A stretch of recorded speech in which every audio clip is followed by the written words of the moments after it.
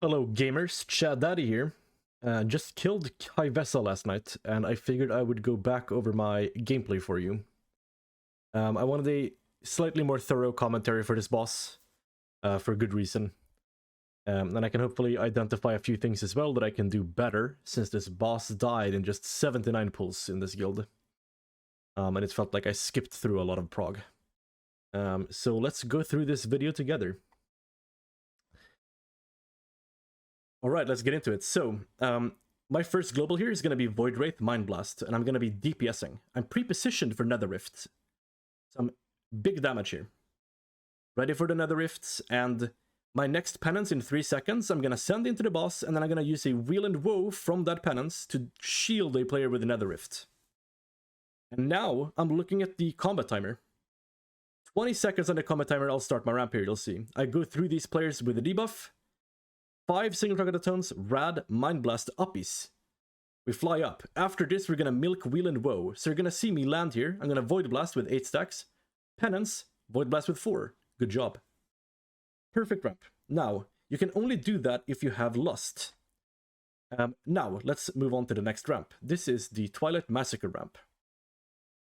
Here, I started my ramp at 40 seconds, and I went through every person with a Rapture Shield.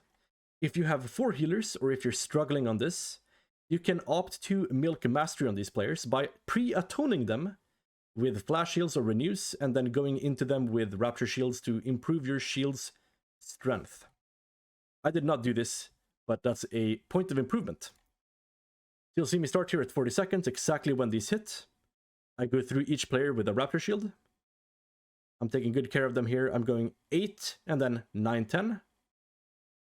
And then I go Void Wraith, Mind Blast, and then I go Rad. And I send Halo really early here. And the reason for that is because I wanted backup for the intermission.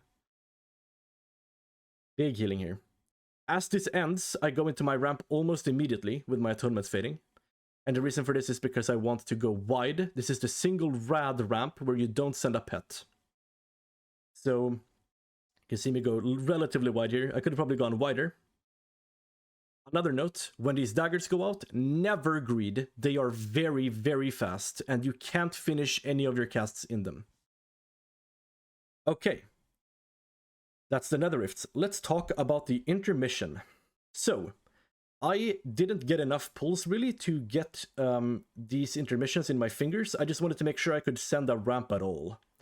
So I played it safe, and I atoned most ranged players, except the ones that I generally knew where they were, or that I expected to be close to me, I guess. So, for example, I think I accidentally atoned Tekis, but he's like right next to me, so that was a really bad mistake. I think this Warlock is also close to me, and I missed atonement on him as well, I think. But yeah, we'll walk through this intermission, and we'll talk a little bit about that problem. So you'll see me start here at 133-ish on the combat timer, and I'm atoning all these people. Single target atoning all these people that are ranged. I'm taking care of as many people as I can here, basically, that I know that I can't reach. For example, Kith there is on the other side, the Holy Priest, so I want to make sure that I'm hitting him. This intermission is really rough. Okay, I want to pause here, because we just saw a mistake I made. During the Starless Night, during this intermission, until the exact last one, where you go into Eternal Night, these slices, when they happen, you move into them after they've popped. Because the next one is going to be opposite, so you can save a lot of movement by playing better than I did here. So here you see that I move away from that one. I could have moved earlier even, but yeah. And essentially that would have saved me some movement. And you want to do that for both of the two first intermissions.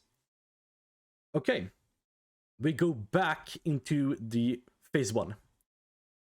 Here, things are changing a little bit. So the first ramp now is going to be a Rapture ramp. And it's going to be paired with a Void Wraith. So we want to finish our Void Wraith CDR here. So, 2:26 on the combat timer, I went into my ramp. I cover every player with a debuff with a Rapture Shield. And then I finish my ramp, I go Rad, full wide here. And we send a lot of healing. My next ramp here, and I'm gonna talk a little bit about this and you'll see that in a second. This is the Twilight Massacre ramp, and this is where Uppies goes in this phase. So here, what I'm ramping for is the rifts, but because I have a lot of mana, I am opting to spot heal these players. I'm just sending a bunch of flash heals into them, keeping them healthy, keeping my atonement on them for this entire time. So watch me play here, you can see me do that. Just spot healing a lot. And then, when we go into the rifts eventually, I just send the rad pretty much as these portals appear, Mind Blast uppies. I think this is the optimal way to play this, because you are helping so much with the spot healing, but you're also preparing already for the ramp as an extension of that play. And then we go into the mini ramp again, where we just send a single rad and a Mind Blast. And going wide here, again, huge benefit, helps a lot. Which globals you send and how into the people with Queensbane here inside your ramp up matters a lot. Excellent, very good ramp. After this is finished, we go back into the intermission, and the same thing applies. You're gonna see me whiff a Treacherous Transmitter proc here again. Yeah, that trinket is not a recommend on this fight, that's all I'll say. Alright, so here we go. I'm a little bit too close to melee here. I'm still trying to reach, without spatial, a lot of the ranged players. I still got quite a bit of like coverage here, which is really good. I'm watching my lines here. I think that I wanted to like not clip into melee, and I got really lucky. I got a bunch of these like sideways lines, which felt really good. Yeah, movement was a bit better in this one. Ramp was a little bit better as well.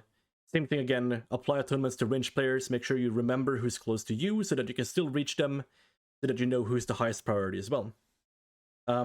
We go back into phase 1, and it's the same thing again, like specifically here, because we get rifts. We're going to be dealing with these rifts, and we're going to go into Rapture here. So, 4 minutes and 35 seconds, I started my Rapture ramp here. And I'm covering people with the Queensbane again, and here I was out of range of the boss, and I panicked a bit. So I opted to send Void Wraith when I was still in range, and then I went Rad, and then Mind Blast, just to make sure the ramp went out at all. Now, the next ramp here, last time it was uppies, this time it's going to be just the mini ramp. The one that usually goes at the end of a phase 1. I started very late here, and I could have helped a lot more on those guys. You can see me be very careful with movement here. I'm not greeting at all. This ramp has Execute, which is huge. I'll lose some players here, which feels bad, but it's okay. The last ramp in this phase, again, is going to be uppies. So uppies gets pushed back 1 set each phase. Make sure I move this through the boss and the guy. And here, I go through these players with a debuff again, taking care of them. Make sure I move to my position. A little bit of panic here. We know this is a really good pull. Out of nowhere, a really good pull. I get pulled in and I uppies. Not the perfect ramp, but kind of the same principle as the ramp that I had last time. We're going to go into the last ramp here of the entire pull. Boss is on 6%. I went into this ramp at like 5:56. And I'm looking to finish this as fast as possible because the boss is low. And I want to do some healing here, keep people alive to kill the boss. We have Spatial, we are cranking, we sent Halo, we have Execute, we have so much healing here.